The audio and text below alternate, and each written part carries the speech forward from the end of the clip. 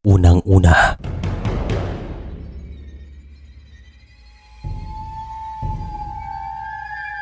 ang ilan sa mga Pilipino ay mahilig sa mga kwentong kababalagan. At mayroon akong ikukwento.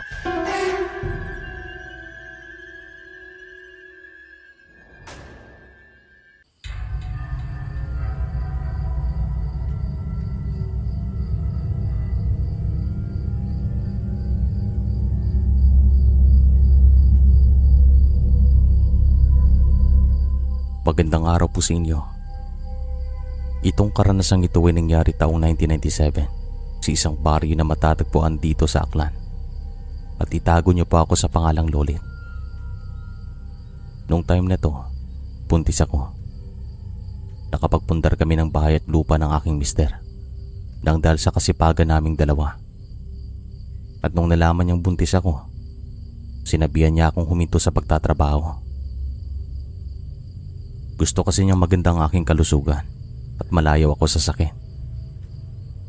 Pumayag naman ako sa kanyang kagustuhan kasi para din naman ito sa akin at sa magiging anak naming dalawa. Kaya halos araw-araw ako lang tao sa bahay. At pagpatak naman ng alas 5 ng hapon ay umuwi din naman ito na meron ng dalang mga pagkain at prutas. Hindi naman ako naging masela nung time na to. Isang hapon, bandang alas 4, ay lumabas ako ng bahay para magpahangin. Nagtimpla ako ng kape at tumambay sa tapat ng bahay. Malamig ang simoy ng hangin at tanaw na tanaw ang isang malawak na palayan sa di kalayuan. Hindi pa ganun karami mga bahay sa baryo nung time na to. Malalayong agwan at hindi masyadong maingay. Ang tanging madidinig mo lang ay mga huni ng ibon at kaluskos na mga dahon. Talagang tahimik at nakaka-relax. Pero ngayon, marami na po sila doon. At kasalukuyan po ako nakatira dito sa bahay ng aking ina. Nang dahil merong nangyari. At maya-maya lang, malalaman nyo rin. Balik na tayo sa kwento. Habang tumatambay nga ako sa labas ng bahay, ay bigla namang lumamig ang simoy ng hangin. Tapos yung amoy ng paligid ay naging malansa at mabaho. Talagang nakakasuka. At makalipas ng ilang sandali ay tumayo ako at hinanap ang pinanggagalingan ng amoy, pero hindi ko matukoy. Nang dahil naman dito ay tumungo ako sa loob ng bahay at pinagpatuloy ko ang pagkakape. Hindi na ako lumabas pa kasi nandyan pa rin ang amoy na yun. Talagang nakakasuka. Bandang alas 5:30 ay nagtataka na ako kung bakit hindi pa nakakarating ang aking mister. Dapat sana sa mga oras na to ay nasa bahay na siya. Hanggang sa hindi na ako mapakali at nakakarinig na ako ng kakaibang huni. Pero nung una inisip ko, huni lamang ito ng ibon. Kaya naman aking binaliwala. Pero lumipas lang mahigit kalating oras, nandyan pa rin ang tunog. Talagang nakapagtataka at paikot-ikot lang po ito sa paligid ng aming bakuran. Hanggang sa yung amoy na malansa at mabaho ay pumasok na sa loob ng bahay. At alam ko na meron talagang dahilan at pinanggagalingan ng amoy na ito. Sigurado ako.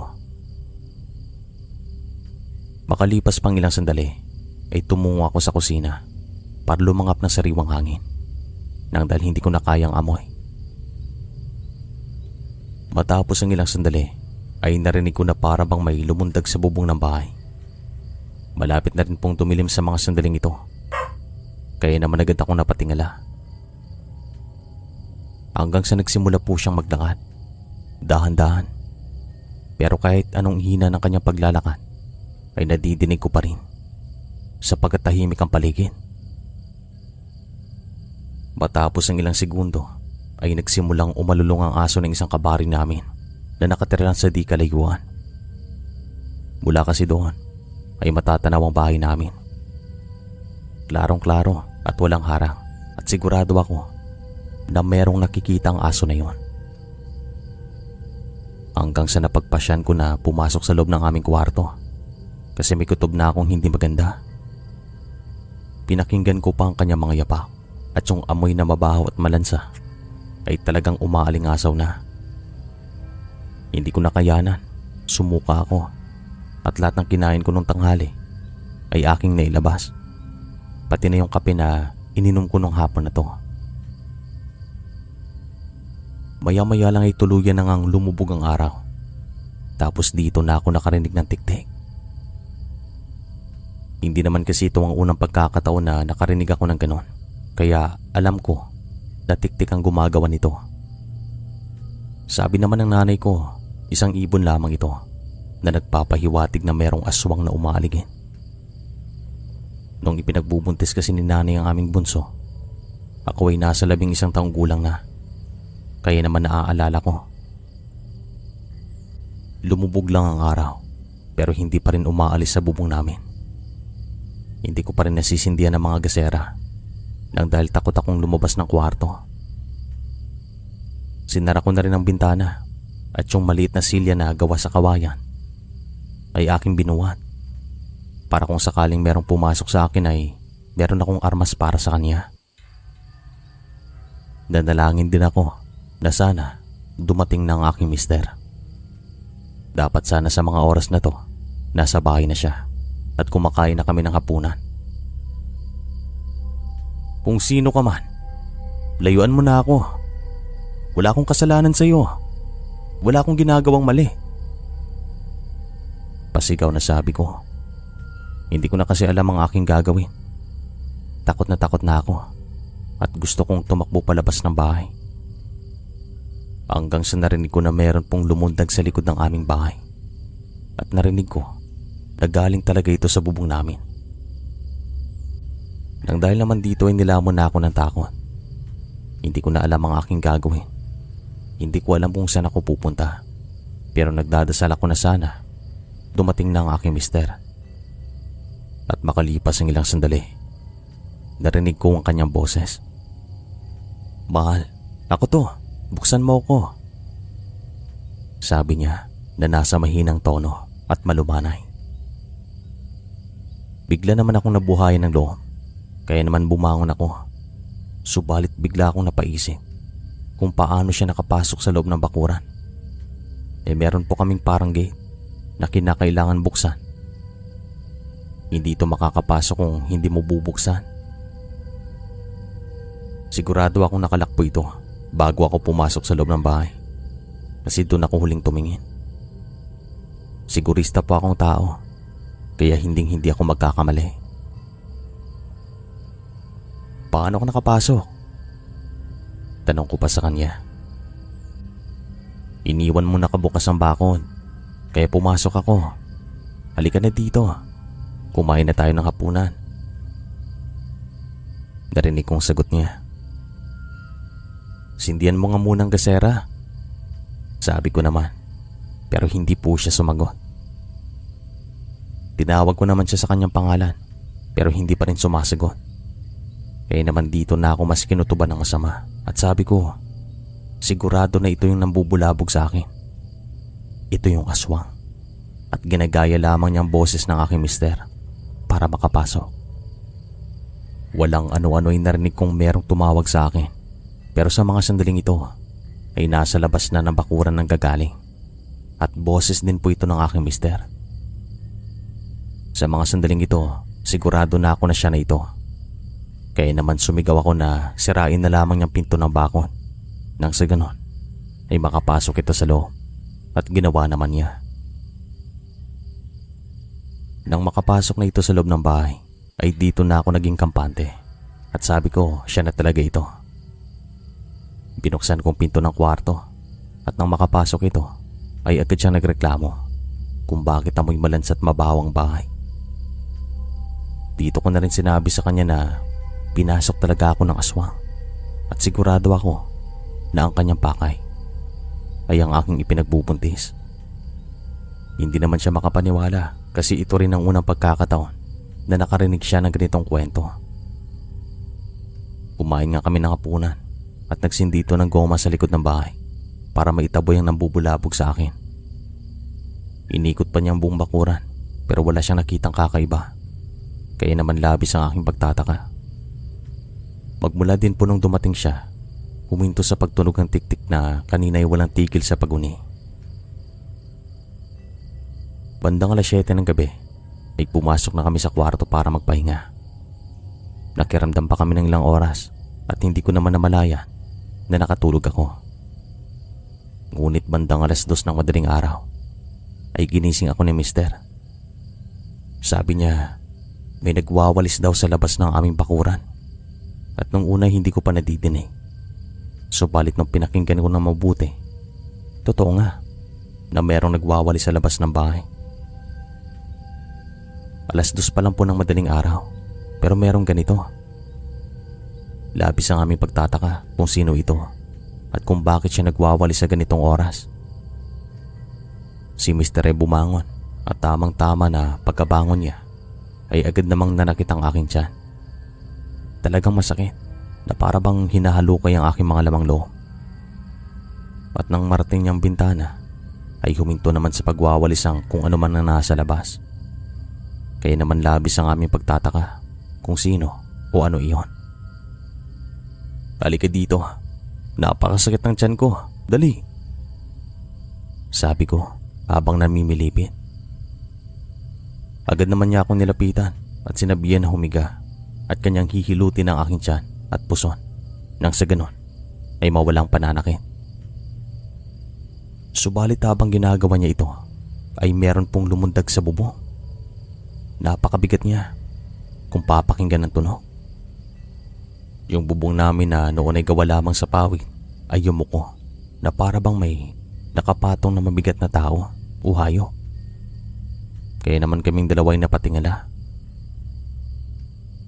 "Kung sino ka man, lubayan mo na kami ng asawa ko. Wala kaming ginagawang mali sa'yo. Maawa ka sa amin," pasigaw na sabi ng aming mister o wang ng aking mister. Sabay kuha ng itak at kanyang pinagtutusok ang bubong.